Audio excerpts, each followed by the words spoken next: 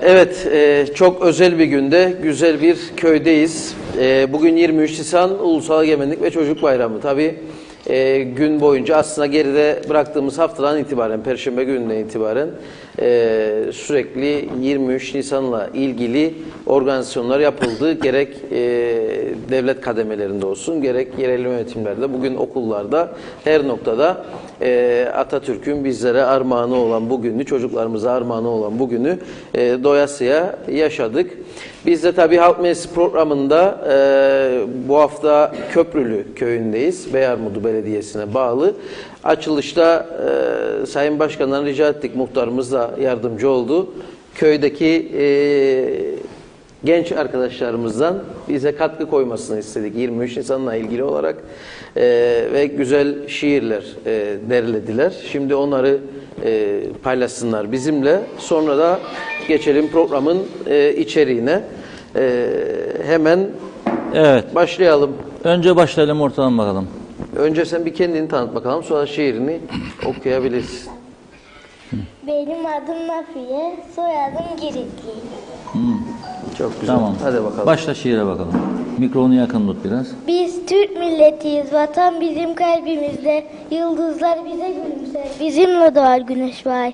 Her dağın gün aça aş, başa taş oluruz.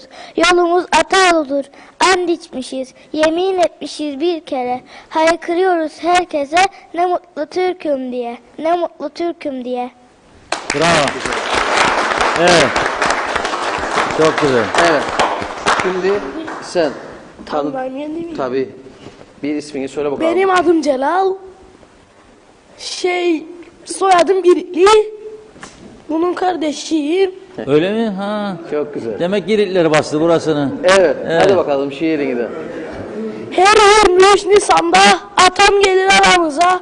Oturur yanımızda, sağımızda, solumuzda. Atatürk asker olmuş bakın. Her zamanki gibi dimdik ayakta vatan savunmasında. Bravo. Ver bakalım. Bir de bu tarafta var. Seni de tanıyalım. Adım Büşra, soyadım Atlar. Şiirime başlayalım. Evet. Doğan güneşe bakın nasıl gülüyor size. Tarihten armağandır bu bayram hepinize. Kısa olsun. Ver mikrofonu. Bir de buraya bakalım, bu yakışıklı arkadaşlar. Hadi. Önce adını söyle. Adım Arda Volkan, soyadım Alıkan. Evet. Şiirimi söylüyorum ben. 23 Nisan bizim en şerefli günümüz. Evet. Evet. Bravo. Başka var mı? Evet. Peki. Peki. Hadi biz de o zaman sizlere birer hediye veriyoruz. 23 Nisan hediyesi. Kızlara sarıları veriyoruz. Başka? Ver burada. Uzat diğer kızımıza. Maviler de kimlerin olur? Erkek. Hadi bakalım. Erkek dedi o. Hadi bakalım. Bir tane ver bakalım Giritli'ye erkek. Bir taraftan alalım. Bir daha bir Giritli'ye verelim. Bir tane de senin. Hadi bakalım. Erkek dedi o. Hadi bakalım. Bir tane ver bakalım Giritli'ye erkek. Bir taraftan alalım. Bir daha bir Giritli'ye verelim. Bir tane de senin. Hadi bakalım, bunları okulda güzel, içinde kalemler var, boya kalemleri var.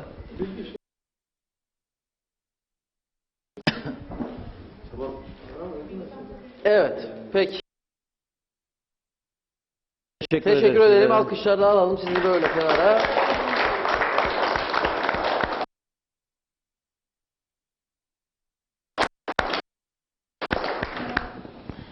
Ve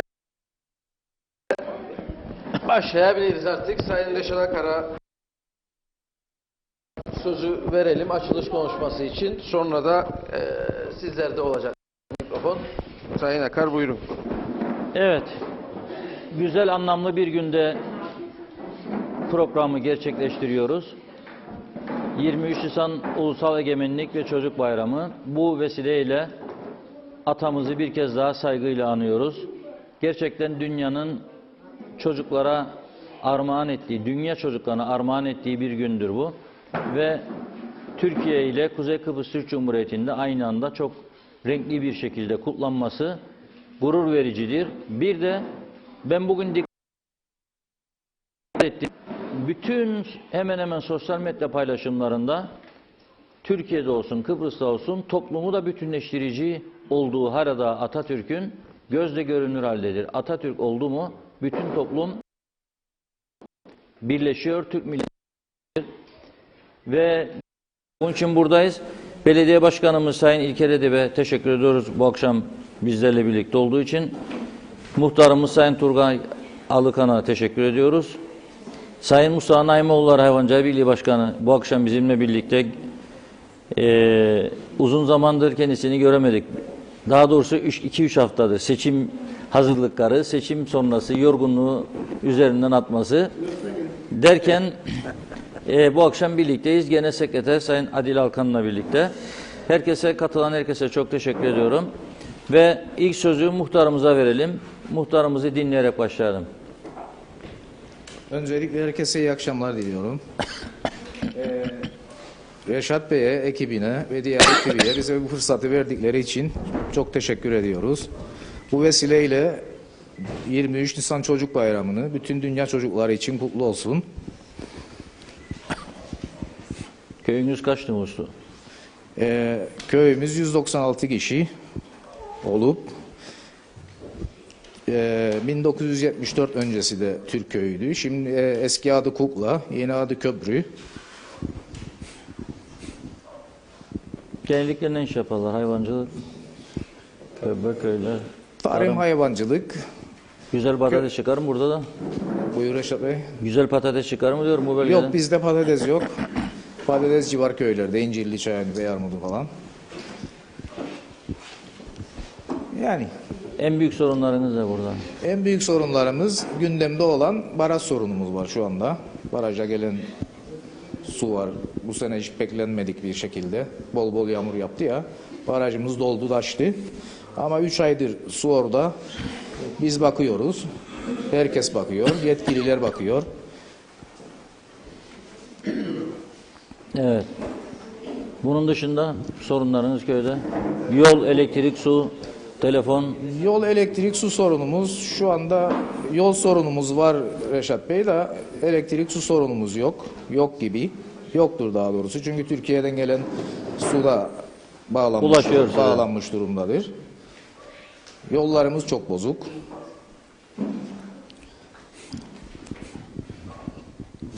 Bunun dışında önemli bir şey. Gene köy konuşsun vatandaşlar Yani da. köylü konuştuk sonra zaten. Evet. Sorunlarımız meydana çıkacaktır. Sorunlar çıkacak. Yani. Peki.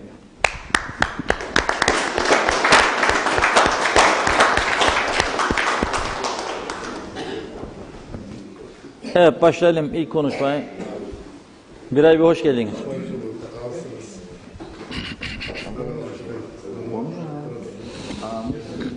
Evet, ayağa alalım. Bizi görsün kamera. Tanıyalım, buyurun. Selamlar. Hoş geldiniz Reşat Bey. Hoş bulduk. Ekibinize de bütün halka da teşekkürlerimizi sunarız. Çok teşekkür ederiz. Bu toplantıyı ilk defa yıllar sonra burada köprüde sizinle kuruyoruz. Hiçbir ekip bize köye gelip sormuyor. Halimizi hiç sormuyor. Bu durum ne olacak? Muhtarımızın söylediği gibi bu baraja geldi su 3 aydır. 3 aydır bunu İncirli Barajı'na aktarmıyorlar suyu.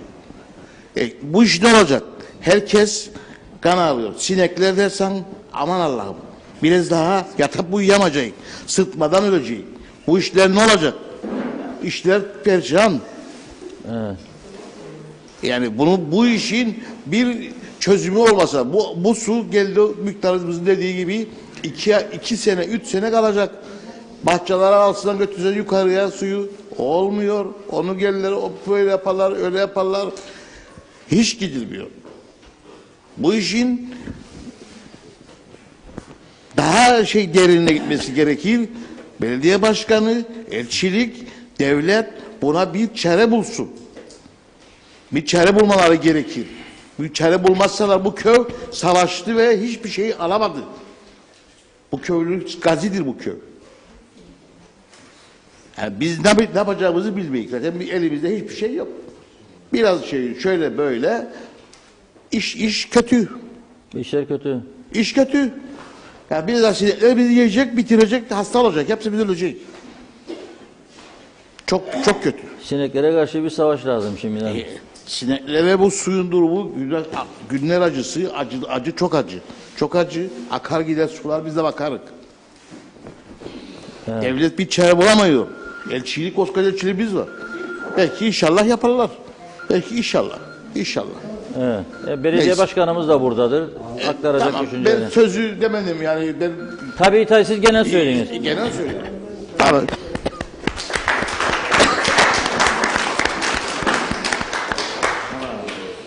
Evet, devam edelim. Söz almak isteyenlere verelim hemen. Vaktimiz sınırlı olduğu için sonra zaman kalmaz sona doğru.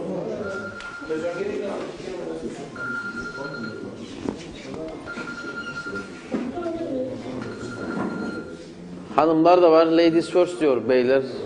Var mı konuşmak isteyen? Evet. Birinin telefonu çalıyor. Evet. Güzel. Programı kapatıyoruz o zaman. Yapacak bir şey yok. Alın. Ver ön tarafa.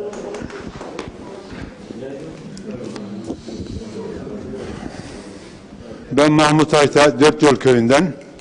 Sayın Reşat Bey, Ertuğrul Bey, Diyalog TV'nin tüm çalışanlarına ve sahibine çok teşekkür ederim.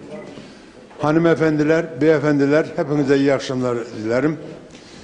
Egemenlik ve Çocuk Bayramı tüm Türklere, Müslüman ülkelere hayırlı ve uğurlu olsun. Şimdi bu cesaretinin halkın arasına çıktığınız için gerçekten size müteşekkirim. Bu 123. programımızda bu cesaretle geldiğiniz için gerçekten içten teşekkür ediyorum. Sağ olun. Ben şimdi 74'ten az geriye gideceğim izniniz olursa. 74'ten önce 62'ye kadar 1962'ye kadar bugün için köprünün çok az bir nüfusu olan arkadaş muhtarımız söyledi nüfusu olan İncirli, Çayönü, Güvercinliğin kazancını bir köy kazanıyor şu an. Neden bir şükretmiyor arkadaşlar ya? Şükür nereye gitti? Para niye bizi bozdu bunları bugün için? Bu kadar bu paraya heves edilmesin. Edilecekse devlete edilsin, devlet kalkınsın. Ama bizde tam tersi oluyor. Bakın bir su geldi, öyle bir felaket yaşadık ki yaşamayacağımız bir felakati yaşadık. 1571'de Lala Mustafa Paşa Rum tarafından suyu getirir, hem Lefkoşa'nın içinden getirir, hem Lefkoşa'nın dışından getirir. Örneğin bu su Kukla Barajı'na damlası düşmezdi. Nasıl düşmezdi? Çakırlı Deresi'ni eğer Nurcunay'ı, Çiftliği, Erdemli, Kırıkkale, Yiğitleri sulamış olsaydık o zamana kadar bu su kesilirdi. Öbür taraftan gelen su. Bir taraftan Paşaköy, Aslanköy öbür taraftan sulanırdı. Gelelim Dörtyol'a. Dörtyol Pirhan'ın üstünden kanal geçer Ali Zort'un oradan Ali Fidan'ın oradan geçer. Buradan da kanalı gizli çıktığıyla geçirir. Mesarya Ovası'nın tamamı sulanırdı. Yine su biterdi. Kukla Barajı'na yine gelmezdi. 3 yıl kurak geçti. Hiç şükredenimiz olmadı. Kuraklık parası istedik hep. Yağmur yağdı yine şükretmedik. Biz kimiz arkadaşlar ya? Ben bunu anlamakta zorluk çekiyorum. Bire teşekkür ederim. Bu köylünün lafını, bugüne kadar köylünün lafını şehirli konuştu. Şehirli köylünün derdinden anlamadı. Bak köylü olduğu için her programa geliyor. Kendine oy verenlere ben müteşekkirim, kendine de müteşekkirim. Gerçek işten konuşuyorum bunu. Çünkü halkı biliyor. Halkın açlığını biliyor. Halkın sıkıntısını biliyor. Şehirli köyün halinden ne anlar? Ben köylüyüm. Beni küçümsemesinler. Açsınlar dolabını. Hellimi benden, peyniri benden, yumurtası benden, tavuğu benden, kaşarı benden. Beni ne küçümsüyor arkadaş? Ben köylüyüm. Ha kuru gıdaya gelince mercimeğin benden, nohudun benden, fasulyen benden, giydiğin elbise benden. Sen beni niye küçültüyorsun arkadaş? Ben bir köylüyüm. Çünkü şehirli neden? Adam gitmiş okula okumuş ama Amerika'da okumuş ama İngiltere'de okumuş. Gelmiş buraya. Babası arabasını hazır etmiş, evinde hazır etmiş, bir de kar alıyor. Altına da bir araba da yapıyor biz bunun milletvekili. Bunun arkadaş devlete ne faydası olur, millete ne faydası olur. Şu açlık görmemiş. Eli nasırlı olmayan adam köylünün derdinden anlamaz arkadaşım. Kim ne olursa olsun. Benim dediğim şekilde eğer usulanmış olsun, dağıtmış olalım, Kukla Barajı'na damla su gelmez bugün için. Ya bundan önceki insanlar bak her tarafı sulamış. Mesela Kukla Barajı'nın üstünden geçirmiş Korkuteli'nin altından 3 tane dere var Reşit Bey. Tam güvercinliğin olur baraja kadar sulamış. Bir taraftan güvercinliğin oraya varmış. Güvercinliğin öbür tarafını sulamak için adam tonel geçirmiş. 20 metre aşağıdan toneli geçirmiş ve öbür dereyi sulamış. Ne oldu bize arkadaşlar? Biz o zaman dizliğiyle gezerdik. Ta elbisemiz olmazdı. Bir elbise oldu muydu o köyün gençlerinin hepsi gider düğüne giderdi bu şekilde. Kıskançlık da yoktu. Birbirimize saygı sevgi vardı. Bu saygı sevgi nereye gitti arkadaşlar ya? Para bizi bu kadar bozmasın arkadaşlar. Paranın 29 harfin içerisinde 7 harfe gücü yeter. 22 harfi satın alın mahim alabiliyorsanız. Eğer paranın her şeye gücü yetmiş olsaydı ölümü hep fukaralı ölürdü. Zenginin hiçbirisi ölmezdi. Ben mi yanlış düşünüyorum yoksa? Bakın bir zamanlar 1958 Adnan Menderes devlet başına geçti. Türkiye çok zor durumdaydı. Bitten, pireden çıkılmazdı. O zaman buna bir çare bulmak için Amerika'ya gitti. Amerika dedi ki ben sana istediğin kadar bir gemi ilacı veririm. Yalnız sen benim bir reklamımı yapacaksın. Nedir reklamın?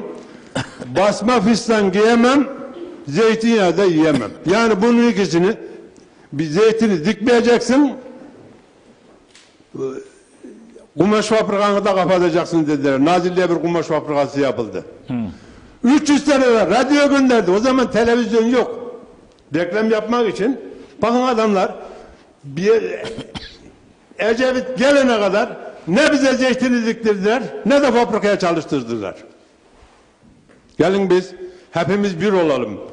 Köylü olarak bir olalım. Madem şu an yanlışsam düzeltin beni. Şu an ithal yaptığımız malların içinde süt ürünleri %64 ithal veriyor. Değil mi başkan? Ha, yani en az. Öbürlerinin hepsine %2,5. Demek o zaman köylüye değer verilmesi gerekir. Köylü de kendi köylülüğünü bilmesi gerekir. Çünkü biz köylüyük arkadaşlar. Bizim buraya su gelsin. Sulama suyu gelsin. Ben şiddetle gelmesine taraftarım. Geldiğinde biz bugün yazın sılaj ektiğimizde belirli şeyler ektiğimizde girdileri düşürdüğümüz zaman 2 liraya aldığımız sütü şimdi ben 90 kuruş alayım ben sütü vereyim ya devlet benden 90 kuruş alsın. O zaman vatandaş günde süt içer. Şu 6 liraya süt içemez. Biz kendimizi bilelim. Biz köylüyük. Madem efendiliğimiz var, bu efendiliğimizi toparlayalım, bir yere yürüyelim. Bizim önümüzde kimse duramaz. Bravo. Çünkü biz bir köylüyüz. Evet.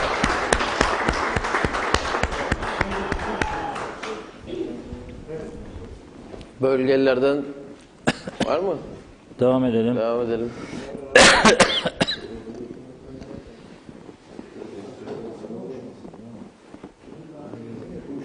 Burada demek her şey tamam. Hiçbir sorun yok demek ki. Ayağa alalım sizi lütfen. Tanıyalım. Direktör'e hoş geldiniz.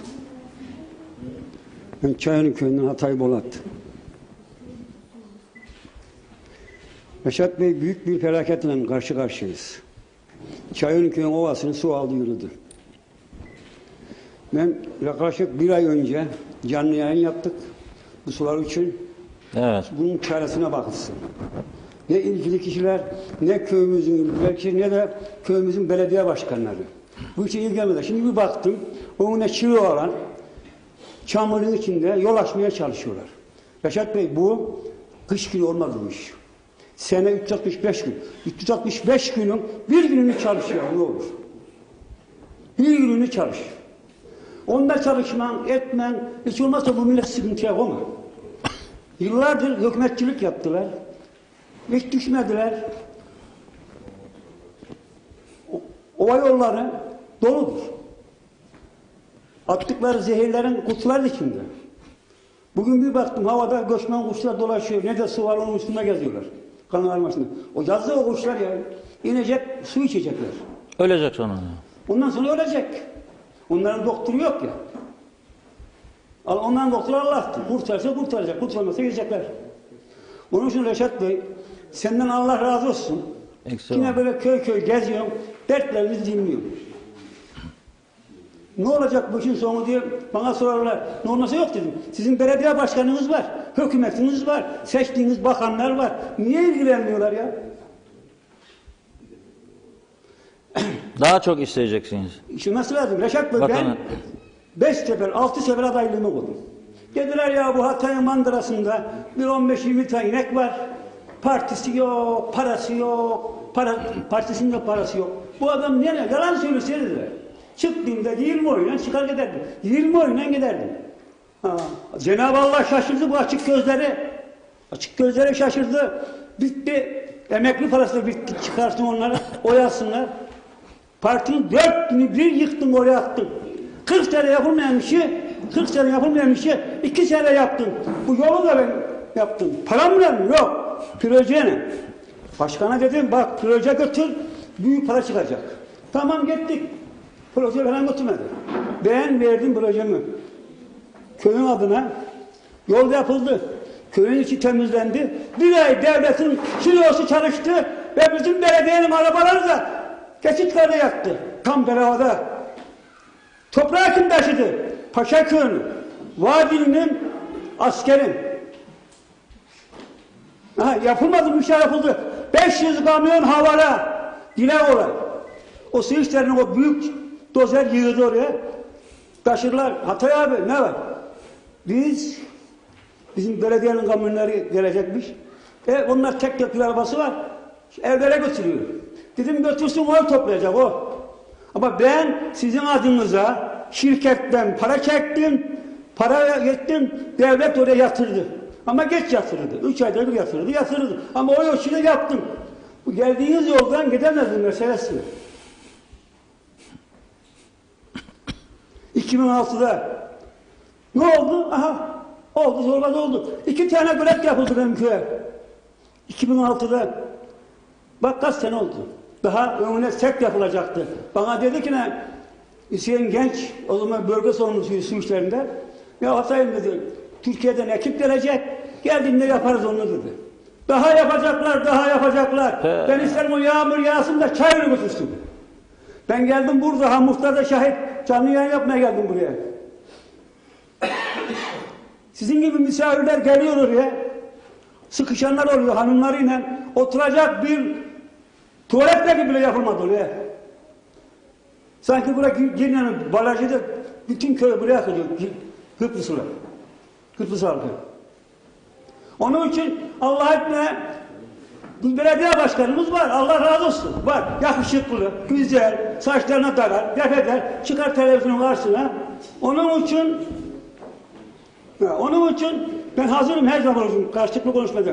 Bu işlerin sorumlusu belediye başkanıdır.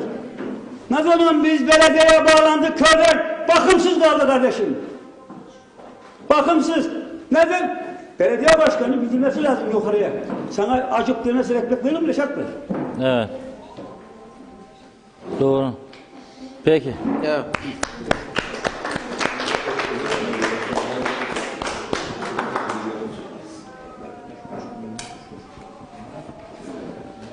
Başkanım biraz sonra onlara yanıtlar. Yanıtlayacak, evet. Tabii daha konuşacak olan varsa verelim. Yanıtlayacak başkanım. Bugün modumuz düşük. Evet. Önde konuşacak çok insan var. Verirsek mikrofonu size gelmeyecek sıra ona göre. Mustafa Bey var, Adil Bey var, belediye başkanı var, Biray Bey var. Reşat Bey bizden gelin. İlk önce köylüler konuşsun. İşte hadi bekliyorum köyleri. Olmaz. Hadi bakalım al. Ver bu tarafa. Ver Mülayim Bey'e konuşsun. Konuş. Köylüler konuşacak. Söyle sen de bir iki söz.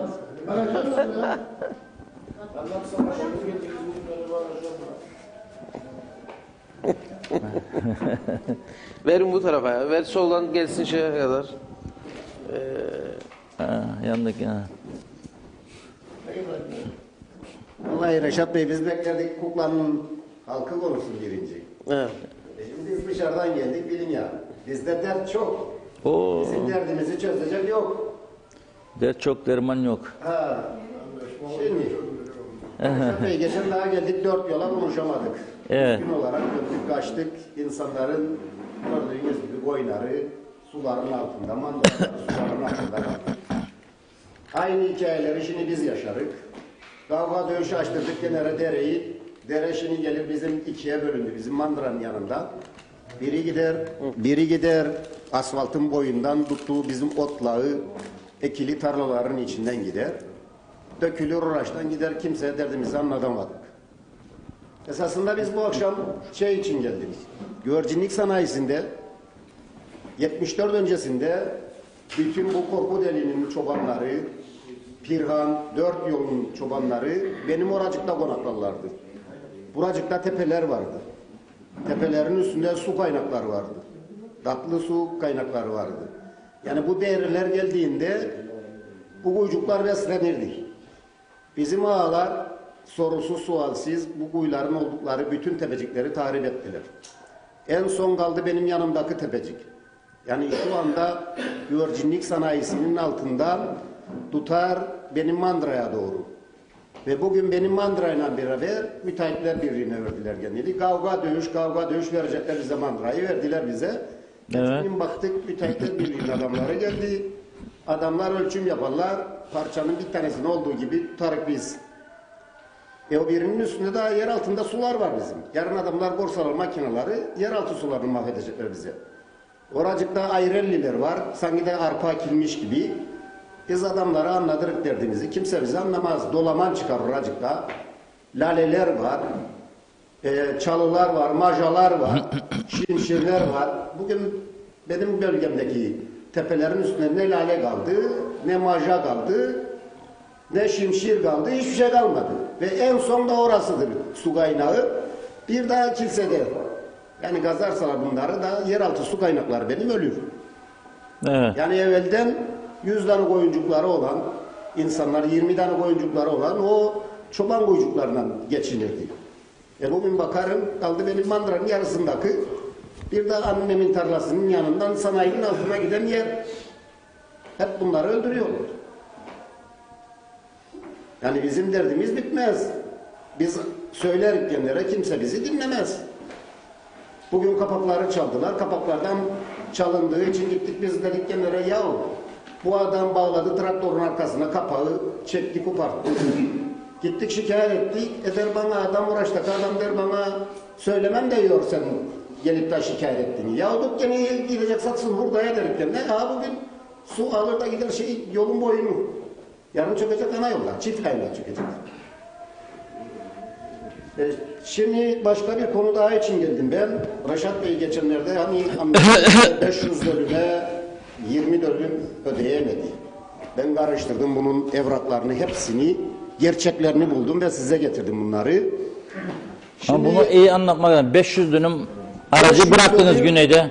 500 dönüm deniz yalısında toprak bıraktım. Güneyde. Burada kaç dönüm aldınız? Bunda da verdi bana o 20 dönümü ödeyemedi. Yani bunların dönümü 41 dönüm 3 evlek bir şeydir. Rahat getirdim evrakları da. Bu evrağı almam için kapı kapı dilenirim. Ne der babili? Gideceksin avukatı bulacaksın. Avukata diyeceksin ki 500 lira vereceksin kendine. Gidecek daireden alacak evrağı da getirsin sana. Ve öyle şart koşarlar bize. Yani yemeyeceğim, içmeyeceğim. 5 gün işleyeceğim. Avukata diyeceğim git falan evrağı falan daireden al. Da getir bana 500 lira para vereceğim yine. Vay Allah'ım vay. Ve buldum ha, evrakları hepsinde buldum. İspatlı. Bugün Bafta 9 dönüm 50.000 Kıbrıs sırasına sattı adam. Dönümünü. Evet. Yok 9 dönümü. Yani bizim dönümümüz buradaki dönümün 18 dönüm. 50.000 Kıbrıs sırasına sattı. Gülseren'e giderken sağlı ve sollu. Bizim tecetbellerin altında yazar. Bizim ağanın. Biri 35 dönüm, biri 35 dönüm, biri 34 dönüm. Kaç puan oldu genelde bileyim? Birine 1999 puan, birine de 1590 puan. Yani 69 dönümü hesapla kaç paraya verdi genelde? 3,5 puana bir şey verdi genelde. 3500 puana. Bana da 39 dönümü verecek bana 15 milyon puana. Ve babamın hesaplarında yani daha önceki adama 42 dönümü verir 2609 puana, babama da verir 14.080 puan ve içinden parça da alır. Ve babam buna imza verecekmiş gene de Koçan alsın. Bugün hesapladığım... Peki nasıl çözülecek bu iş sence? Nasıl olacak bu iş? Vallahi Reşat Bey, bugün adam biri gelirse ben o yandan malımı satacağım. Buradakileri? Burada almadım ki. Yani aldığın kadarını diyelim. Burada zaten bana verdiği 150 dönüm tarla verdi bana.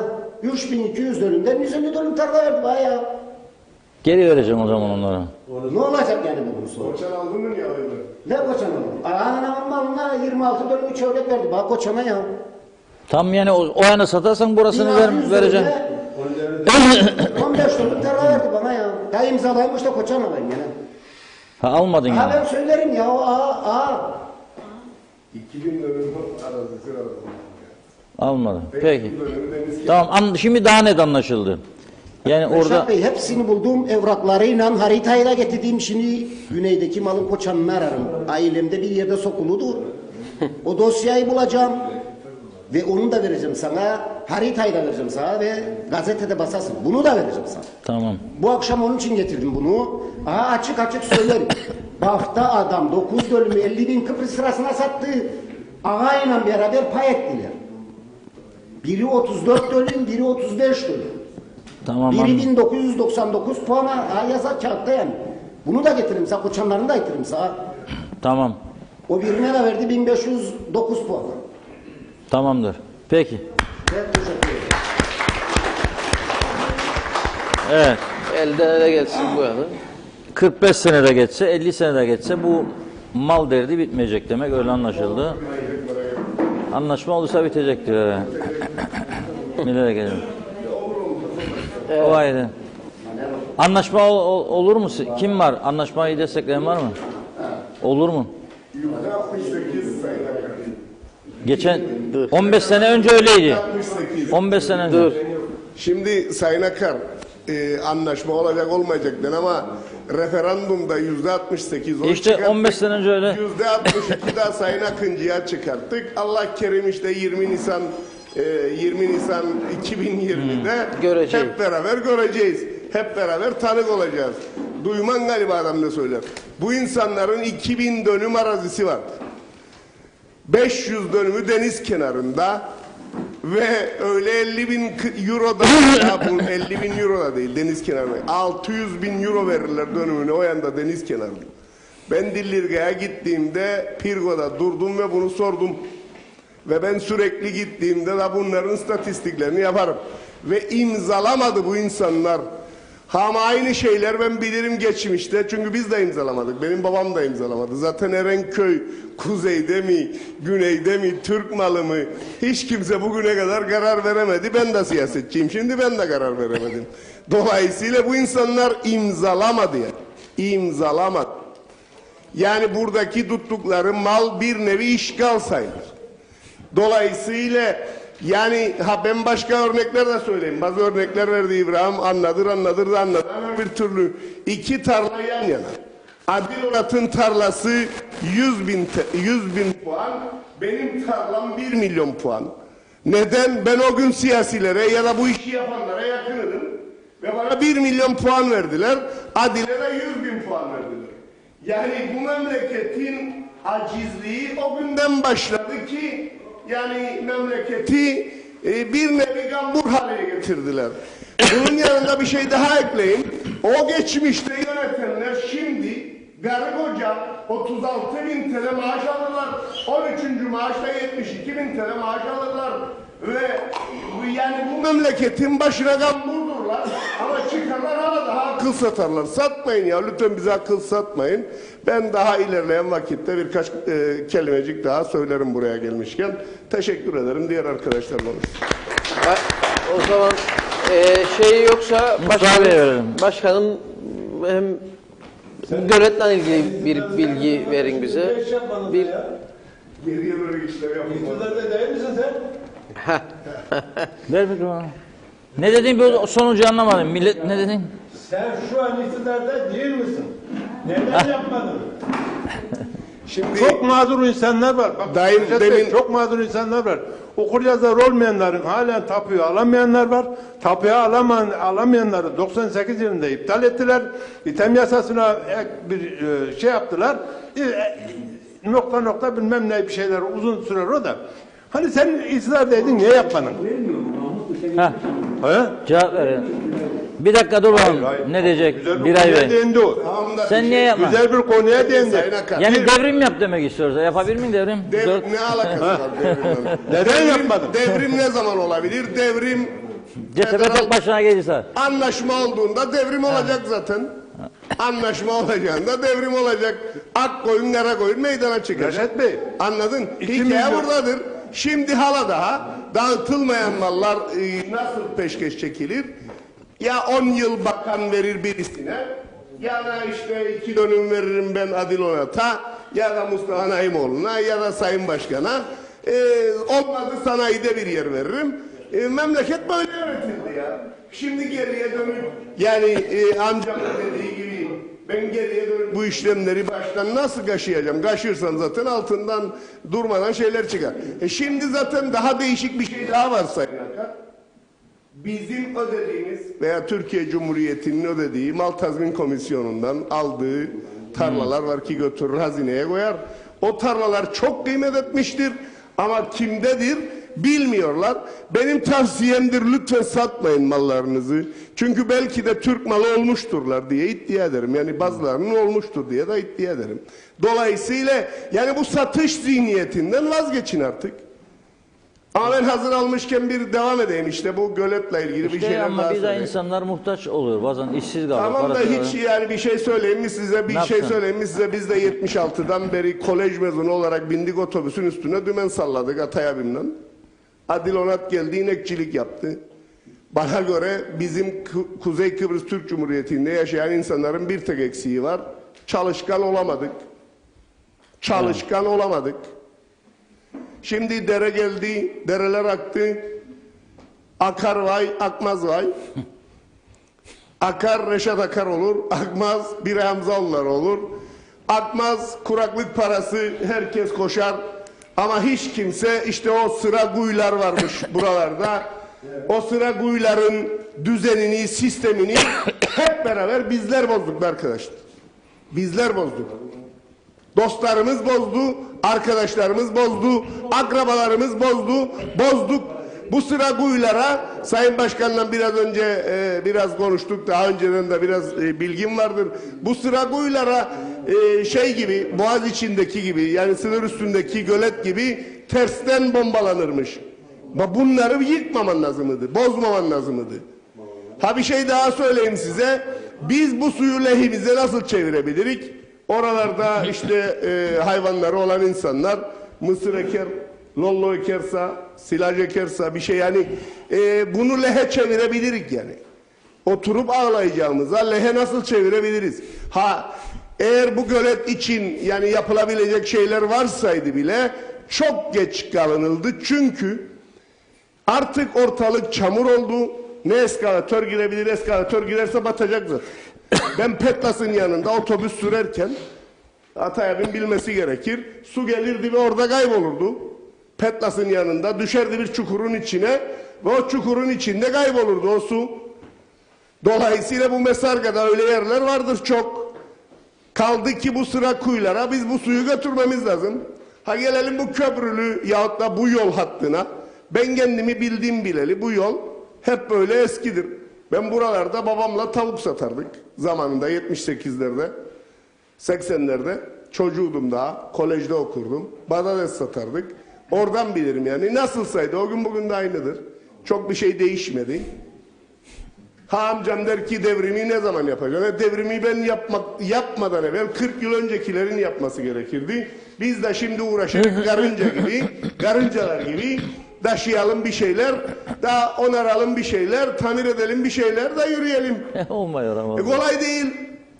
Ve şunu da söyleyeyim, hazır mikrofonu elime almışken, CTP'nin geçtiği bakanlıklardan ki sonradan teslim ederiz, gene gelirler, talan ederler. 10 yılda, yani öyle kalsak uzun süreli, 10 yılda ancak düzene sokabiliriz. Geçmediği bakanlıklarda da 20 yıl, 10 ile 20 yıl arasında bir zaman süreci isteriz ki düzeltebilelim ve gerçek zeminine oturtabilelim. Biz uğraşırık bir şey yapalım, o yandan 2'de 1'de 14 aydan beridir duyarık. Hükümet bozuldu, hükümet bozuluyor, hükümet bozulacak ama ne bozuldu ne? Ya şimdi Kudret Bey bir şey paylaştı. 12 dakika önce paylaştı, Ha, öyle bir şey yok gördün dedi, sen de. lahazanlık yapmaktan vazgeçin dedi. Görevimizin başındayız Bu dedi. kadar basit. Geçtim onu ama, geçtim onu. Yani Ulusal Birlik Partisi geldiğinde ne olacak? Atay abim en iyisini söylesin ki yıllarca beraber terminallerde muhalefet ettik. Ya teyzni dağıtacak, ya arazi dağıtacak, ya sanayide bir yer verecek. Ama bunların her biri 140 bin sterlindir ya. Kalmadı ama. 140 bin sterlin de 1 milyon TL eder ya. Hiç olur ya, havaalanında 4 tane taksitisi versin kaç para eder ya? Buradaki arkadaşlar yakınlık söylesinler. Dom otelde taksi izni versin kaç paradır ya? Ya bunları yapacak Ulusal Birlik Partisi geldiğinde. Yani düşürecek senin sıra koylarını. Düşünmeyecek. Daha önceki programlarda söyledim. Bizden önceki hükümet 5 tane insan işbaşı yaptırttı. Tarım Bakanlığı'nda dozer sürsün diye. Hiçbirinin ehliyeti yok. D7'yi nasıl sürecek ya? D7'yi nasıl sürecek? Benim şoförlük bilgilerim yetmez D7'yi sürmeye. Sen getireceksin çocuğu, diyeceksin ki hadi be sür görelim bakalım nasıl süren.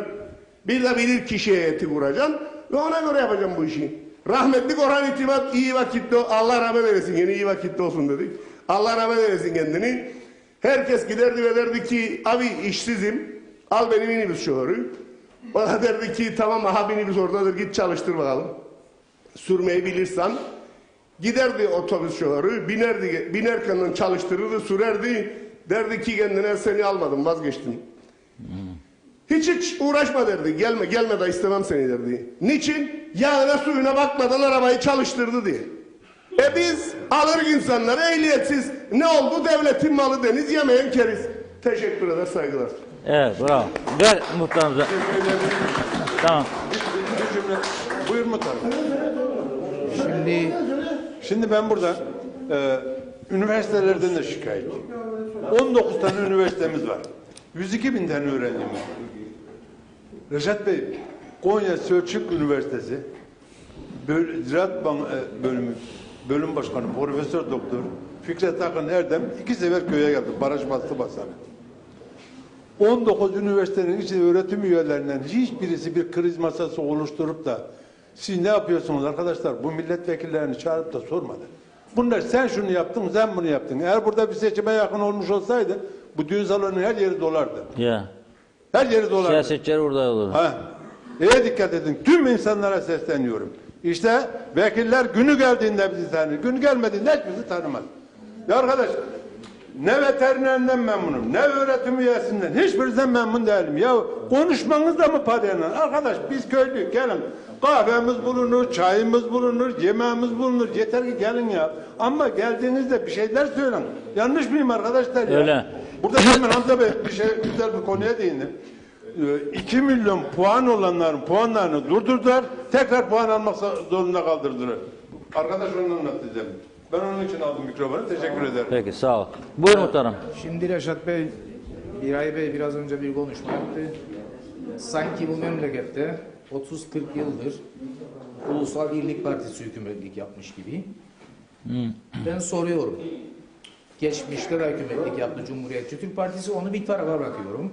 Bu son 14 aydır zamdan başka bir tek bir şey yaptıysa buyursun mikrofonu söylesin bize. Teşekkür ederim. 10 sene ister dedik. Şimdi Sayın Genel Başkanım her zaman açıklar. 14 aydan beridir bize bir kuruş para gelmemesine rağmen Güzelyurt Hastanesi'nin ikinci etabı ihale edilmiştir. Bütün sağlık merkezleri güçlendirilmiştir. Bunun yanında ufak dokunuşlar vardır. Kaleburnu Sipahi yolu bugün yapılmıştır. Bugün asfaltı dökülmektedir. Yani ufak işler yapılmaktadır. Para olduğu mucibince. Para olduğu mucibince ve bulunulduğu müddetçe bir şeyler yapılmaya devam ediliyor. Neler yapmadık diyorsan biz gelecekte çok işe yarayacak yasaları yaptık ve bugünlerde daha iyi yasalar da çıkaracağız.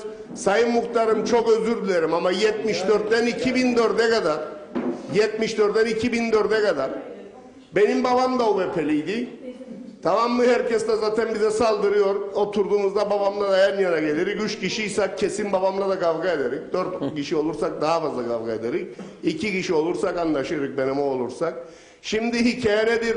30 yılda sadece 2 yıl Cumhuriyetçi Türk Partisi, o da koalisyon olarak hükümet yaptı. Ve Cumhuriyetçi Türk Partisi hiçbir dönemde kendi başına iktidara gelmedi. Ve 74'ten 2019'a 45 yılda sadece ve sadece 10 yıl koalisyon hükümetlerimiz vardır Cumhuriyetçi Türk Partisi'nin. Ve biz elimizden geldiği kadarıyla da dokunuşlar yapmaya, toplum için çalışmaya, toplum için uğraşmaya çalışıyoruz. Onkolojiyi biz açtık. Yeni Erenköy'de sağlık merkezini biz yaptık. İskele ilçe oluşurken oradaki bütün yatırımları biz yaptık. Neler yapmadık? 40 yıldan beridir Güzelyurt'ta sağlık merkezi görev yapmadı, çalışmadı. Onu hayata geçiren ve 24 saat açık tutan bizleriz. Evet. Yeni Erenköy'de Karpaz'da 24 saat hastane açıktır. Biz yaptık. Cumhuriyetçi Türk Partisi yaptı. Evet. Yoktur fasulyenin yahnisi gitti geldi aynısı. Bırakın bizi 5 yıl yapalım ya da 12 tane vekilimizin yanına 12 tane daha vekil verin. Yapar mıyız, yapamaz mıyız? Hep beraber tanık olalım. Bir sonraki seçim inşallah. Teşekkür ederim. Saygılar sunuyorum. Bir sonraki seçim inşallah.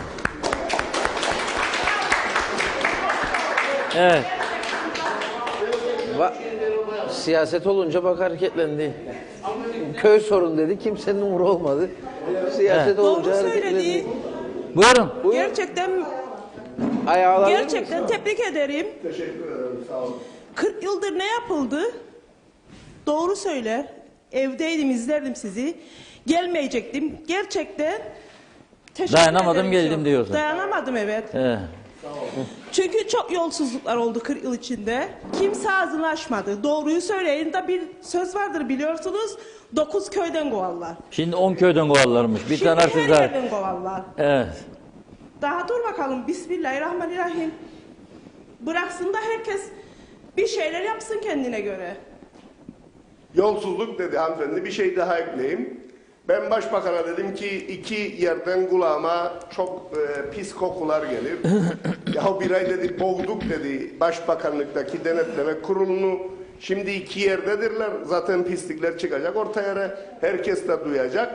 Her kaldırdığımız yerin altında neler yok ya neler yok. Kooperatifin sigortasında neler yok.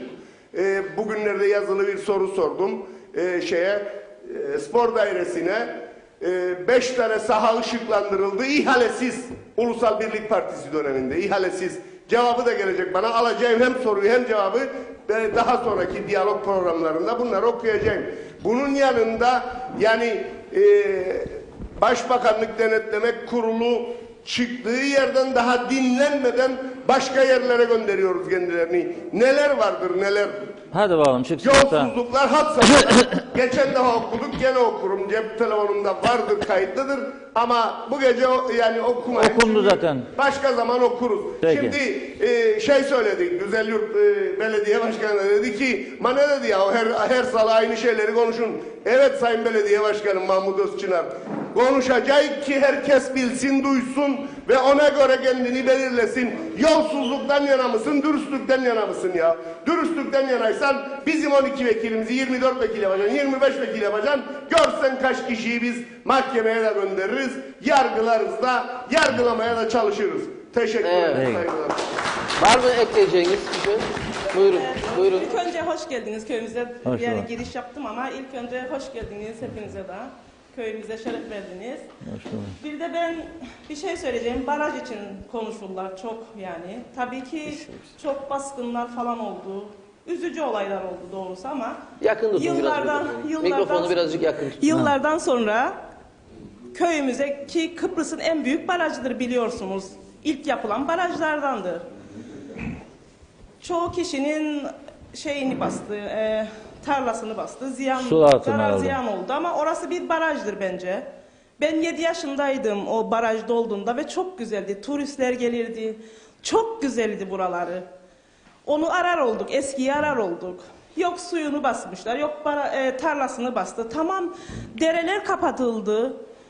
Ayrı sinekler yermiş bizi. Tabii ki ben de şikayetçiyim sineklerden fakat eskiden daha önce 74'ten önce kayıcıklarla girerdiler, sinekçiler vardı, ilaçlama olurdu, sinek olmazdı yani bunları yapabilirler tekrardan. Yani bu kadar zor mu böyle? Evet. Yani bunu daha güzel bir şey olsun. Yollarımızı yani topraktır yol gene toprak kalsın ama daha güzel bir zemin olsun. Gelip giden şeyler var çok mesela. Yabancı turistler çok gelir gerçekten. Güzel bir şey. Köyümüzde bir etkinlik yok. Ne gençlerimizin ne bir halı sahası var, ne bir şey var. Atatürk üstümüze bakılmaz. Hiçbir şey yani. Bir tek yani suyumuz akar, çöpümüz alınır o kadar yani. Evet. Bu köy mesela 74'te çarpışan bir köy ve ayakta duran bir avuç köy ayakta durdu. Hiçbir şey yapılmadı bu köy için. Kukla köprüydü. Ne oldu? 74'ten sonra bir lü koydular. Köprülü oldu. Ödül bu. 2 kelime bize. Başka bir şey yok. Herkes yok geçinme zor. Eskiden idi. 74'ten önceydi açlık. Şimdi herkes kendine göre isterse bir şeyler yapar. Kimse aç değildir bu memlekette. Açık derseler yalan söylerler. Tabii ki zorluklar var. Hayvancıların, her şeyin. Döviz yükseldikçe sonra herkesin Zorluğu var. Tabii. Olumsuz olur. yükselir yani. Döviz düşünce de aynı yerde kalır her şey. Bunu bir dengelesinler. Evet. Yani ama her gelen hükümetleri suçlarlar. Her şey hükümetiyle mi biter? Sanki daha geçmiş hükümetler çok ihya etti halkı da kaldı şimdiki hükümete laf söylemek. Ayıp bir şey bunlar. Evet. Halkın da bir şeyler yapması gerekir. Evet. Peki. Ben köyüm için bir şeyler isterim doğrusu. Güzelleşmesini isterim, yeşillenmesini isterim. Çoluğumuzun, çocuğumuzun oynayacağı güzel bir park, yeşillik, çim isterik, çiçek isterik. Hiçbir şey yok. Evet. Çok teşekkür ederim. Peki, sağ olun. Evet.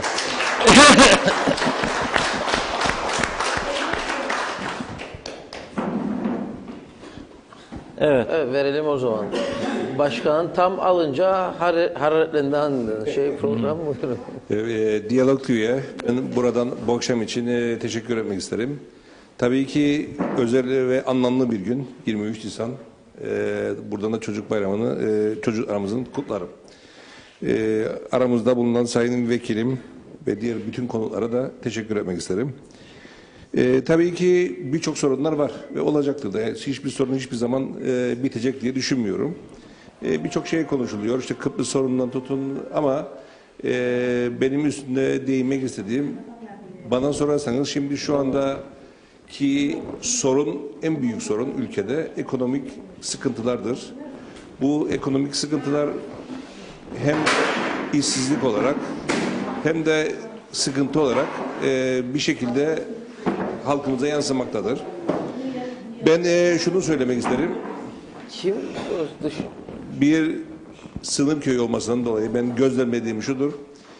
Şu anda Kuzey Kıbrıs Türk Cumhuriyeti'nde ekonomiyi ayakta tutan maalesef güneyden gelen yapılan güneyden gelenlerin yaptığı ticarettir. Bravo. Bunu açıkça görmek. Bu görünüyor hepimiz. Biz de Diyalog'un bugünkü manşetinde var.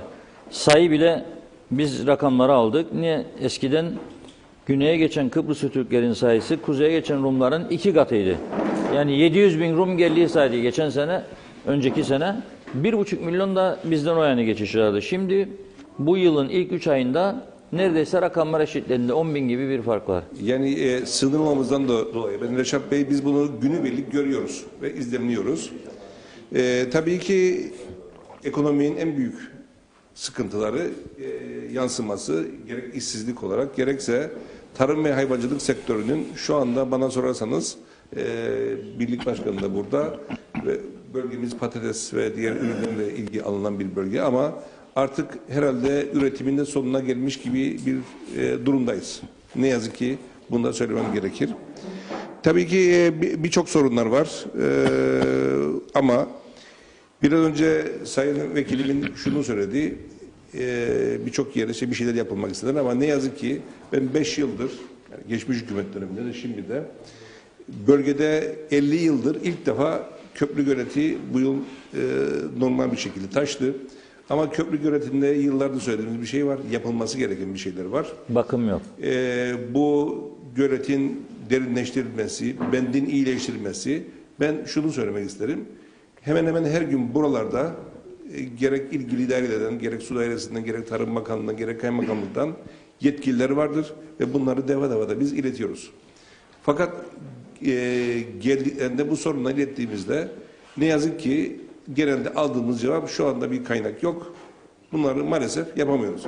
Bugün kimse buna değinmedi. Bugün bent bir kısım yerden şu anda altından su kaçağı vardır. Ben size daha da ilerisi söyleyeyim. Yani bu da sıkıntı yaratabilecek bir düzeydedir. Onu da söyleyeyim. Belki birilerini korkutmak için söylemiyorum ama bunu herkes bilsin ki ona göre gözlemliyor. Patlama gibi bir durum söz konusu değil yani. Belki patlamaz ama sıkıntılı. Onu söyleyebilirim. Ama bunun yanında biz belediye olarak birçok imkanları belki bunu basına yansımadı ama gerek dere yataklarını gerek bazı bölgeleri kaymakamlıktan veya su dairesinden izin alarak. Çünkü biliyorsunuz bu ülkede göletler ve sulak alanlar Tarım Bakanlığı su dairesine bağlı. Dere yatakları, köprüler, ova yolları da kaymakamlığa bağlı. Ama bu iki otoritenin arasında ancak onların izni olursa ve onların görüşüyle biz bir şeyler yapabiliyoruz. Biz de onlara elimizden geldiğince yardım ediyoruz. Fakat ne yazık ki birçok dere yatağında falan biraz iyileştirme yapıldı. Şu anda güvercinliğe doğru su gidiyor. Ama orada başka sıkıntılar yaratıldı. Bugün ben güvercinliğe gittiğimde veya Çayönü'ne gittiğimde oradaki insanlar özellikle tarımla uğraşan veya hayvancılıkla uğraşan insanlar şu anda ovalarına gidemez durumda. Tam ben dün oturdum. 5 yıl önce su dairesine veya kaymakamlığa yazdığım bir yazıyı buldum. 5 yıl önce oradaki köprülerle ilgili bir iyileştirme yapılması için ve geçen hafta da bunu kaymakamlığa keşif bedellerini gönderdik. Fakat şu anda üreticilerimiz önümüzdeki haftalar hasat dönemi, ekinlerini biçme dönemi ama ovalarına gidemeyecek düzeyde. Dereler yok. Üzerinden gerek biçer döveri, gerek ağır vasıtası, gerek kamyonu geçemez. Bunu biz yani biz gerek Tarım Bakanlığı'na gerek İçişleri Bakanlığı'na bildirmemize rağmen şu ana kadar tek aldığımız cevap ya randevu alamadık ya da kaynak yok diye cevap aldık maalesef. Ama halkımız tabii ki mağdurdur. Ben bunu belediyeyi veya bir yeri bunun dışında bırakmak için söylemiyorum. Ama belediyenin şu anda bu köprüleri yapabilecek düzeyde ekonomik bir düzeyi yoktur. Zaten bunun sorumluluğu kaymakamlıktadır, İçişleri'ndedir. Sayın Vekilim de burada biliyor. Tarım Bakanlığı'ndadır. Benim buradan bir çağrı yapıyorum. Lütfen bizi ilgili merciler lütfen buradan dinlesin, duysun. Bu iki köyümüzde köprüler tamir ister. Kısa zamanda belki geçici bir çözüm olur. Bu insanlar çünkü bir hafta sonra ürünlerini hasat edebilmek için tarlalarına gidemeyecekler. En büyük sıkıntımızdan bir tanesi bu. Sayın Vekilimle büyük burada... para mı ister bu yani da kaynak yok diyorlarsa bu bir rakam. Yani şöyle bir şey Sayın Akar, biz bunları maliyet hesabı yaptığımızda yani menfez köprü Bunlar 20-25 bin lira arası bir maliyeti var. TL. TL. 20-25 bin. Evet. İyi. Yani orada 3 veya 4 tane inan şu an için geçici olarak yapılır. 4 Onu tane. söyleyeyim. Evet. 4 tane 25-100 bin yani. Taktiği Caminin böyle. önüne gitsek toplarız bu Şu parayı. anda insanlarımız geliyor. bize Caminin önüne gitsek toplarız bu parayı. İnsanlarımız bize geliyor. Yani Biray Bey söyledi biraz evvel, ben daha şey etmedim. Hayır, Biray Bey de Haklı söylüyor. tarafları da var ama bazı şeyleri vardı. Öyle 10 seneye gerek yok. Ben bir yani yani şikayet bir etmiyorum. günde yapılabilecek işleri var. Ondan bir şey söyleyeyim işte. Bak süt konusunda Mustafa Bey kaldı diyordu sütler. Eğitim Bakanı alıyorum dedi, bitti. Aldı sütleri, kurtuldular. Yoksa süt alamayacaktı kooperatif şimdi. Yani istek, niyet varsa yapılır bu. 100 bin lira ciddi söylüyorum. Yani biz bir şey açtık, kampanya Lapta ve Dikmen için. Evet. 3 günün içerisinde 200 bin lira kadar para topladık. 3 Sayın günde. Akar yalnız bir şey söyledi başkan, duymadınız galiba. 5 yıl önce diyor, Yazdım. yazmış bulunduğum Şimdi- yazıyı diyor buldum, hiç kimse ilgilenmiyor. Ama şimdi de tamam da Ama ben bilmiyorum. benim çizdiğim şey buydu. Anladım. Bir ikincisi ben şunu söyleyeyim, yani belediye başkanı söyledi diye. Tabii. O dere yataklarının kenarından, tabii ki artık bana göre geçilmez, öyle kolay değil ama yani kenarlarından şimdi işte ya sano için ya silaj için biçilecek ya.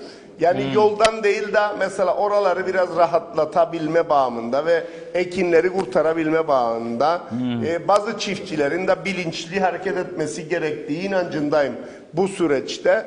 Çünkü hala daha dere akıyor Sayın Başkan, sıkıntı da buradadır. Evet. Peki bitirsin başkan, devam ediyor. Evet, tabii ki şey geldi, yani su arasından veya kaymakamdan gelen yetkililerin bize sunduğu. Ya her gün burada olduklarını da biliyorum yani. Her gün buradadırlar olabilir, yani. olabilir ama maalesef en büyük sıkıntı kaynakta. Ben tabii Bütün ki konular öyledir şimdi. Birisi kim bir söylerse kaynak yoktur derler. ama şu var Sayın Akar, ama şu var. Ondan sonra da görev başındayız derler. Yani Kaynak yoksa bu görev halkımız nasıl olur? haklı olarak vatandaş en yakın bulabileceği kurum ya muhtarlıktır ya belediyedir. Belediye. Dolayısıyla bize geliyor ama yani bir yerde bizim Biraz sessiz olursak ön tarafta. bizim belki sorumluluğumuzda değil bunlar ama biz vatandaşımıza bir şeyler yapabilmek için çırpınıyoruz. Ama maalesef bunu yukarıdakiler bir şekilde duymuyor veya duymak istemiyor. Evet. Bunu bilemem. Peki. Ben tabii ki birkaç da şey daha söylemek isterim Sayın Akar. Şimdi bu barajın 50 yıldır bu baraj ilk defa taşma oldu. Geçirimsiz bir tabaka. Sayın Vekilime de ben biraz önce işte konuşurken söylediğim, yani geçmişte bütün köylü biliyor. Sıra kuyularda buradaki su kontrollü bir şekilde bu kuyulara aktarılırdı. Bu da gelen tüm bakanlık düzeyine gelen bütün herkese söylendi ama ne yazık ki ya su motoru bulunamadı ya motor bulunamadı veya kaynak bulunamadı. Bir şekilde bunu önceden bu suyu ovalara değil de yer altına vermek en doğru, en mantıklı işiydi. Ama maalesef bu bugüne kadar yapılamadı. Bir an önce şeyi söylemek isterim ben. Şimdi burada barajda Kuşkor'la beraber bir Avrupa Birliği bizim de ortak olduğumuz paydaş bir proje yapıldı. Buraya da ciddi bir kaynak harcandı, onu söyleyebilirim. Özellikle Avrupa Birliği kanalından ve Kuşkor'la beraber. Şimdi burada yapılan her şey bilimsel bir şekilde yapıldı. Burada ama 4 milyon liraya yakın bir bu bendin şu anki maliyetlere göre tabanının temizlenmesi ve bendin yenilenmesi için bir rakam ortaya çıktı. Bunu gelecek dönemde biri karşılar mı karşılayar mı bilemem. Ama orada Neden nasıl oluyor başkan? şu an olmaz. Şu an olmaz ama orada turistler için veya oraya gelen ziyaretçiler için diyelim, bir ay önce biz Bakanlar Kurulu kararıyla oradaki bir binayı belediyenin kontrolüne aldık. Oradaki binada dıştan gelecek kişilerin lavabo veya diğer ihtiyaçlarını karşılayabilecekleri bir yer yapıyoruz. Niye derseniz barajın olduğu yere veya göletin olduğu yere bir şey yapılmadı. Tuvalet gibi ihtiyaç. Çünkü buna gerek çevre dairesi gerek Kuşkor izin vermiyor. Çünkü oradaki o atıklar veya pis sular bir şekilde yerin Sıcak altından, toprağın altından. göletin karışacağından dolayı buna kesinlikle de izin vermiyor. Ben bunu buradan açıklama gereği duydum. Geçen hafta da buraya balık da bırakıldı. Bir miktar. Bilmiyorum ne kadar bırakıldı, muhtar daha iyi bilir. Yani bir tedbir var. Biz köyümüz için şu anda Köprü Köyü için belediye olarak gerek su atıkları veya diğerler su birikintileri için ilaçlamaya geçen aydan başladık. Bu devam ediyor. Evet. Ama gölet maalesef bizim bütçemizi de aşar. Bu Sağlık Bakanlığı, Tarım Bakanlığı hepsimizin uhdesinde olması gereken bir durumdur diye düşünüyorum. Evet. İlerleyen vakitte Yetkililer artık bu sesi duysun evet. ve çare üretsinler. Çünkü burası gerçekten önemlidir. Bu aslında dere göletlerimizin hemen hemen hepsi bakımsızdır. Yani normalde kağıt üstünde 17 tane gölet veya baraj görünür. Bunların 6-7 tanesi, 8 tanesi tamamen kurumuştur. Diğerleri de bakımsızlıktan dolayı ya yeterince su tutmuyor ya su dolduğu zaman bu seneki yağışlı gibi durumlarda bir yerden patlıyor, kaçak oluyor ve dağılıyor. Bu tabii 20 yılın, 30 yılın, 40 yılın ihmalidir. Sanıyorum Türkiye'de yani ben size göleti yaptım, para da verdim, bütçe de ayırdım. Siz bakımını da yapmadınız. Bu paraları başka yere kullandınız. Onun için şimdi başınızın çaresine bakın noktasındadır diye görüyorum ben. Çünkü başka bir izahı da yoktur bunun. Peki Mustafa Bey'e de verelim. Bu akşam yeni genel başkan oldu. Bir Mustafa Bey'i alkışlayalım, yeni genel başkan oldu. Öncelikle Mustafa Bey. Tabii. Buyurun. Ya uzun değil, o da kısa konuşacak. Buyurun Kanal. Öncelikle hoş geldiniz. Kusura bakmayın. İnsanlar yaşadık ayağında. Tamam. Şimdi benim gördüğüm kadar programlarınız güzel. Ama gittiğiniz yerde bölge sorunlarıdır değil mi? O bölgenin sorunlarını dinleyeceksiniz. Hayvancılar Birliği'dir, Çiftçiler Birliği'dir, belediye başkanıdır, muhtarıdır. Biz en güzeli siyasetçileri bu programa davet etmeyeceksiniz. Gelirler, biri o birini suçlar, o biri onu suçlar. 40 sene vardır, duyarım yolsuzluk. 40 senede değişik partiler geldi iktidara. Ne yaptılar? Kimi yolladılar? Ben 35 sene cezaevinde çalıştım. Bir siyasetçi görmedim içeri gelsin. Şimdi yollamışlar ve Aytaç'ı dokunulmazlığını kaldırdılar. Aytaç yapmış, işte dışarı çıkması gerekirdi, içeri geleceğiydi. Yardımcı oldu. Yardımcı oldu, Aytaç'ı buldular. Garibanı. Bu programlar güzel, çok güzel. Sürekli de izlerim sizi. Hakikaten güzel. Buranın en büyük sorunu bu akşam geldiğimize göre bir baraj. Evet. Baraj 2 günlük iş değil. Bu barajı İncirli'ye aktarabilirlerdi. İncirli Barajı'ndan Beyrumlu Barajı'na, Beyrumlu'ndan da Türkmenköy'le Akdoğan arasındaki baraja ve bu bölgenin suları en az 15 sene bu kuyuları çekerdi. Ve bu üretim devam eder. Bu işin başına 3 gündüydü. 500 bin lira gitsin, 1 trilyon gitsin. Bu devletin eğer 1 trilyon lirası yoksa acil bu işi yapsın ki bu işi böyle geleceğini, bu barajın taşacağını, bu ağılları ve çayın ovalarını basacağını bilinirdi. Bir dakika. Bu su tam 2 ay var ki yakar. 10 dönüm tarla basacaklardı ya 100 dönüm 200 dönüm. Bütün adaya kuraklık öderdi. Bassa benim tarlama geçse belki üretici bir şey istemeyecek. İsterse ödesin geri bu suyu aktarsa Dut, Akdoğan'dan Maraş'a kadar yeraltı suları hep kurudu. Bu sular 10 sene garanti ederdi. Rum barajları bağladı getirdiği Kırmızıgöl'lerdeki barajlar doldu bir sene. Bu bölgede kuyular kurumuşken döndü 10 sene insanlar badaya ezekti. Üretim oldu. Şimdi ne kadar badaya ezekilir? Hiç. Toplanırık gelirik sadece siyasiler birbirini suçlasın. O yapmadı, o yapmadı. Hepsine bu iktidara geldi. Bir sene, 2 sene, bir senede, 2 senede yapılacak işler de var. 2 ay önce başladı bu baraj. İnsanlar görür bu baraj taşacak, gidecek. Bu suya yazıktır. 50 senede gelen bir nimettir bu. Ve sen 10 kilometrelik boru döşeyemedin bir bağlayasın bu barajları. Ben gelerek birbirimizi suçlarak burada. Onu yapmış. Yolsuzluk. Göremedim beni ya. 35 senede göremedim bir siyasi gelsin. Hepsi de yedi. Kim gelirse de başa yer. Birbirlerini suçlamasınlar. Yoktur öyle bir şey. Ya neyi yoktur ya Üray Bey? Neyi yoktur öyle bir şey? UMP'nin içinde... Tamam ya UMP yaptı. Ne söyle her sene söyler, her geldiğimizde söyle yolsuz bitiklerde hesap soracak, iktidara göre hesap soracak. Neyi yaptılar? Neyi yaptılar? Bunları görmen gerekiyor ya. Bu programlar hakikaten çok güzel. Halkı birleştirmek, köylünün gelecek hayvancılığa birliği başkanı derdini söyleyecek. Bunlar gitsin Beşlisi zaten her gün kavga ederler. Duyarlar da bunları. Kavga ederler, ne yaparlar Beşlisi'de? Hiç. Sadece birbirlerine küfür ederler. Ondan sonra çıkarlar, giderler otururlar beraber. Yerler içerler. Gözümle yaşadım ben bunları. Ben de bütçe görüşmelerine giderdim.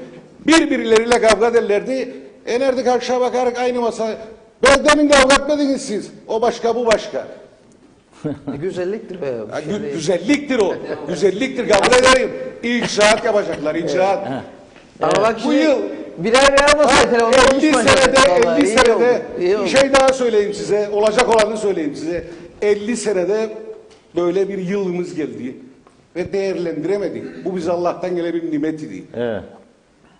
Arpa buğdayımız oldu bu sene. Bir hazırlık var mı? Ne olacak bu arpa buğday? Alamayacaklar. Tarlaların içinde bu arpalar gidecek. Evet. Doğru. Doktorlar geçen sene verilen çiftçinin verdiği arpayı bunu isterdim Mustafa Bey'in de söylesin. 95 kuruşa hayır diğer programlar gider derim. 95 kuruşa aldığı üreticinin elinden o arpa Şubat'a kadar çekerdi hayvancıyı. Yaktılar 82 kuruştan verdiler 5 tane tüccara. Bir hafta sonra da 1.82 ne oldu? İşte süt bağlı oldu. Hayvancı döküldü. Bu rezillikler olmayacaktı. Şubat'a kadar verilen arpa çekerdi. Üreticiyi, hayvancıyı. Onu bile beceremedi. Evet. Teşekkür ederim. Yok tamamdır. Mustafa Bey, yok çok teşekkür ederim. Tamamdır. Adam yok tamamdır. Konuştum boş ver. Tamam. Tamam. Buyur. Öncelikle hem bizi izleyenlere hem de burada olanlara herkese iyi akşamlar diliyorum. Ve bir güzel bir sözle de başlamak istiyorum. Gönül ne çay ister ne kahve, gönül sohbet ister çay bahane. Yani aslında bu programların en güzel tarafı bu sohbet toplantılarıdır. 123. programı yapıyorsunuz Evet. Sayın Reşat Akar. 123 program yani 2,5 yıldır gitmedik, köy bırakmadınız. En küçük köyden bir tanesi olan Köprü Köyü'ne de geldiniz. Öncelikle sizi takdir ediyorum ve tebrik ediyorum. Şunu söylemek istiyorum. Köprü Köyü Güney Mesya'da bir küçük bir köy. Ama Köprünün köyünün civarında olan toprak arazileri en verimli arazi. Çayönü, İncirli, Beyarmudu, Türkmenköy, bu ve Köprü Köyü'nün arazileri en verimli arazilerdir. Yıllarca tüccarlar bu köylere gidip geldi, halen daha gidip geliyorlar. Niçin? Bu köprü yoluna giderken bunların kahvesine oturup da kahve içmeyen yoktur. Herkes oturur, kahvesini de içer. Biz de gelip uyduğu zaman oturur kahvesini içeriz muhtarım. Bu bölge üretimin, hayvancılığın, patatesçiliğin, efendime söyleyeyim, enginarın, soğanın, her şeyin en yoğun olduğu, en yoğun üretildiği bölgelerden bir tanesiydi. Biraz önce Sayın Başkan ifade etti. Üretim bu bölgelerde küçülüyor. Üretim ülkenin genelinde küçülüyor. Bakınız azalıyor. Azaldığı nereden anlaşılıyor? Marketteki fiyattan anlaşılıyor. Hem ithal ürünlerin hem yerli ürünlerin fiyatlarından anlaşılıyor. Üretim azaldığı sürece fiyat yükselir. Bir de ülkede tarımın zenginliği tabandan başlar. Taban açsa, tavan zenginse burada bir sıkıntı vardır. Bu ülkede de aynı şekilde taban fakir ama tavan zengindir. Buradaki en önemli nokta üretimin küçülmesi. Üreten insanların yıllarca gerek hükümet politikalarındaki yanlışlık, gerek üretimdeki plansızdan dolayı yıllarca tüccarlar tarafından, büyük marketler tarafından sömürülmesidir. Şimdi biz tartışıyoruz. Göletlerdeki, barajlardaki suyu tartışıyoruz. 1 milyon metreküp su Gönen Gerek göletinde şu anda mevcuttur. yaklaşık 4 milyon metreküp de köprü barajı, 3,5-4 milyon metreküp de köprü barajında su mevcuttur. Gönendere göletinde 1 milyon metreküp su, orada yaklaşık 150-200 tane sayaç vardır. Her üreticinin, her köylünün bir sayacı vardır. Ama halen daha yıllardır köprü uğrak olmasından dolayı oradaki filtre, yani suyu arıtan ve araziye ve sayaçlara veren sistem bozuktur. Bunun derhal onarılması lazım. Bunun için buradan yetkilileri uyarıyorum. O filtrenin onarılıp sayaçlara verilmesi lazım. 20 bin ağaç vardır. 20 bin zeytin ağacı vardır. Gönendere göletinde yakın 20 bin zeytin ağacı vardır. O bölgedeki araziler vardır. Bunların değerlendirilmesi gerekir. Beşparmak dağlarından gelen onlarca dere yatağı vardır. Ama hepsinin suları bir şekilde dere yatağında kaybolup gitmektedir. Her dere yatağına bir gölet yapılması gerekir. Benim düşüncem ve birçok su da heba olup gitmiştir. Ve bugün Gönendere Barajı'ndaki 1 milyon metreküp su ve 3,5 milyon metreküp su Kukla Barajı'nda değerlendirilmesi gerekir. Bu ülkede üretim odaklı değerlendirilmesi lazım. Altınova'daki su ne yaptı?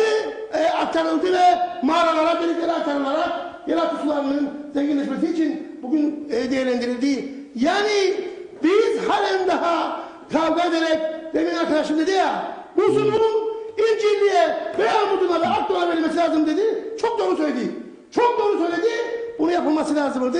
Yeraltı sularının zenginleşmesi için. Biz üretimi arttırmamız gerekir bu ülkede. Üretim küçülüyor. Hayvancılık azalıyor. Küçükbaş hayvancılık azalıyor. Neden azalıyor? Yıllardır senelerin kurak gelmesi, yanlış politikalar, yem fiyatlarındaki artış, girdi maliyetlerinin yükselmesi sürekli olarak buna önlem alamıyoruz. Ve önlem alamadığımız için biz köylüyü fakir yapıyoruz. Demin Mahmut Hoca dedi ki biz köylümüzden utanmıyoruz. Neden utanalım ki? Köylü milletin efendisidir diye her zaman söylüyoruz. Ama köylü milletin kölesi haline gelmiştir. Köle olarak köylü üretiyor, tüccar kazanıyor, marketçi kazanıyor, herkes kazanıyor. Çünkü neden? Özellikle şunu ifade etmek isterim ki biz ülkede girdi maliyetlerini yükselttiğimiz sürece gübreyi, tohumu, ilacı, akaryakıtı yükselttiğimiz sürece üretim olmaz. Bugün Türkiye de aynı acıyı çekiyor. Gübre ithal, efendim söyleyeyim, ilaç ithal, tohum ithal. Tohumu biz burada Türkmenköy'de tohumu oluşturabiliriz. Araştırma merkezi vardır burada. Biz birçok şeyi bu ülkede yaratabiliriz. Ama her şeyi ithal getiriyoruz. İthal getirdiğimiz için de bugün üretim bağlı olmaktadır. Yani şunu ifade etmek istedim Sayın Akar. Bugün için ülke yarın 3 ay sonra 5 ay sonra bakacaksınız ülkede kuzu eksikliği olabilir. Bu ülke turizm ülkesi. Bu ülke turizm ülkesi. Kuzu etine biz bugün eğer 3 aydan sonra ulaşamıyorsak biz keçi sütüne, koyun sütüne, inek sütüne siz gerçek anlamda değerini vermezseniz o zaman üretim her gün için küçülmektedir. Tabii ki bu yıl ciddi anlamda verimli bir yıldır. Bu yılı değerlendirecektir. Şu anda hayvancılık kendi imkanlarıyla halen daha yem bitkisine kaç para destek verildiği açıklanmamış olmasına rağmen hayvancımız yaklaşık 200 bin dönüm araziyi şu ana kadar silaj, yem bitkisi, samur yapmak için uğraş veriyor. Bir paket silajın sadece naylon maliyeti 20 TL. Kendi imkanlarıyla bunu yapmak için hayvan satıyorlar. Hayvan satarak bunu yaptığı için de hayvan küçülüyor. Küçükbaş hayvancılar aynı şekilde bugün için siz o payı alıp verebilmeniz için de kuzunuzu satmanız gerekir. Ve yıllardır özellikle hayvan sayısı azalmıştır. Patates ekenler azalmıştır. Soğan ekenler azalmıştır. Üretim küçülmüştür. Çünkü patatesi eken insan 1 liraya 50 kuruşa verir. İnsanlar aç kalır, tüccar kazanır ama patates eken insana bakar. O zaman ikinci bir yıl ekmez. Soğan da aynı şekilde. Yani bu ülkede, bu bölge sebzenin, meyvenin ve hayvancılığın merkezi olan bir bölgedir. Bu suların, bu baraj sularının değerlendirilmesi gerekir. Bunun için de gerek belediyeler, hükümet, Tarım Bakanlığı el birliğiyle köprü yapılacaksa oraya da 100 bin lira istenir.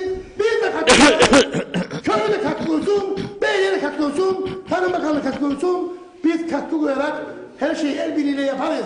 Bakmayın siz bu akşam tartışır arkadaşlarımız ama tabii bizim öyle bir kültürümüz vardır ki burada tartışırız, sonra muhabbet ederiz. Bu bizim için çok önemli bir kültürdür, çok güzel bir kültürdür. O yüzden Sayın Akar, üretmezsek, taban fakirse ve aç kalıyorsa, taban zenginleşemiyorsa, o zaman biz demek ki ilkokullarda çocuklarımıza şunu ortaya koymadık. Çocuklarımıza eğitirken biz beyinlerimize el freni ya da efendime söyleyeyim fren koymayacağız.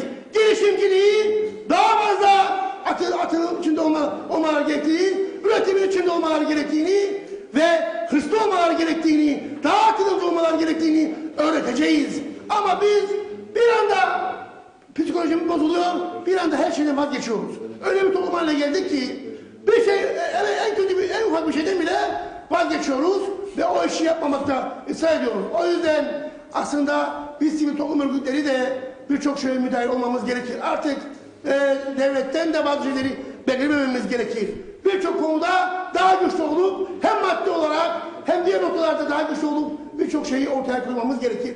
Bunun için de el birliği gerekir.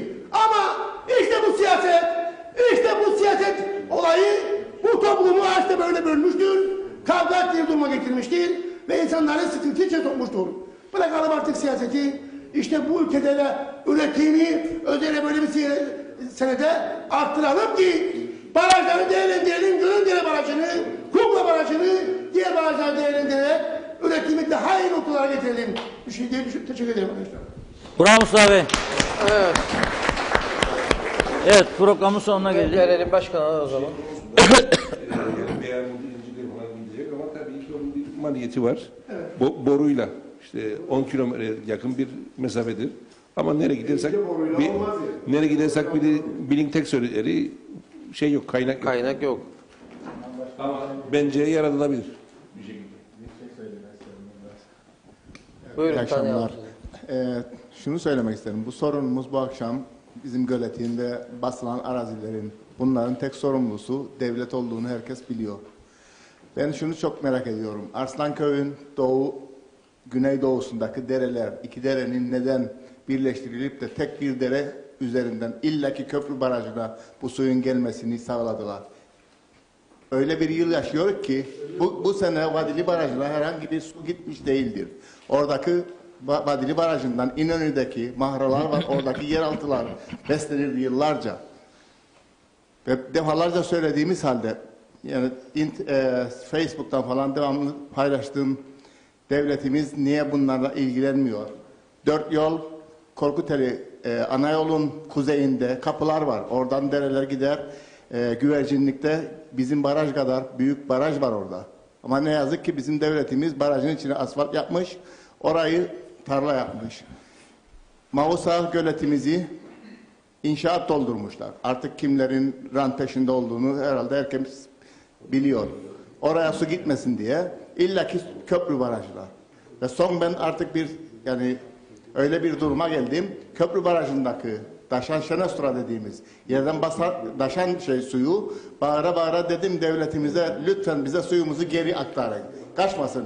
Çünkü illaki bastırıyorsun ya bir bardağın içine bir testi suyu sığdırmaya çalışan bir devletimiz var maalesef. Evet. Yani bu sular Vadili Barajı'na gidip yeraltı kaynaklarına da ulaşabilirdi. Ve beslenirdi. Oradan da aktarabilirdi Akdoğan barajlarına. Daha yakındı. Şimdi buradan sağ kulağımızı sol elimizden tutmaya çalışıyoruz. Köprü barajından, İncirli barajından, Beyarmutlu'na, oradan da Akdoğan'a. İncirli baraj dolu ya, o da dolu. Tamam. Evet. Yani yapılsın bunlar ama bunun tek sorumlusu devletimizdir. Hiçbir önlem almadı. Evet. Plansızlık, projesizlik, deneyimli insanların görevden alınıp gönderilmesi, Sayın gelmesi, gelmesi. Sayın Bakanımızı barajda gördüm. Tarım Bakanımızı, hoş geldin bakanım dedim ama yanlış zamanda geldin. Su gelmeden gelecektin oraya ki orada altyapısı o şeyler değil. Daha önce bakımı yapılsın. Su gelmiş de geldi. Çünkü bazı bakanlarımız dereyi takip ederek gelir de köprü barajının varlığını fark ederler. Bravo. Sağ ol. Bravo Mülayim. Bak sonunda konuştun, ne güzel de konuştun. Biraz da al mikrofonlarımı Alman. En son konuştun. Sen açık özlük yaptın. En son konuşan en etkili olurmuş. Sağ olun. Teşekkürler. Evet, noktalıyoruz o zaman programı. İlk biraz başlarda sıkıntı yaşadık ama sonra toparladık, güzel oldu. Daima öyle olur. Hep öyledir abi. Öyle olur. Program hemen böyle oluyor. Isınma lazım, ısınma biraz. Isınma turu lazım demek ki. Evet, demek ki buranın sorunu belli. Bu Evet. şeyin durumu. Bak, evet. Evet. Şimdi biz devam edelim sohbete. İsterseniz ama noktalayalım. Çünkü saati doldurduk. Bu haftayı da böyle geçmiş olalım. Bu özel günde 23 Nisan'da Köprü ya da Köprülü köyünde birlikte olduk. Haftaya tekrar görüşmek üzere. Herkese iyi akşamlar.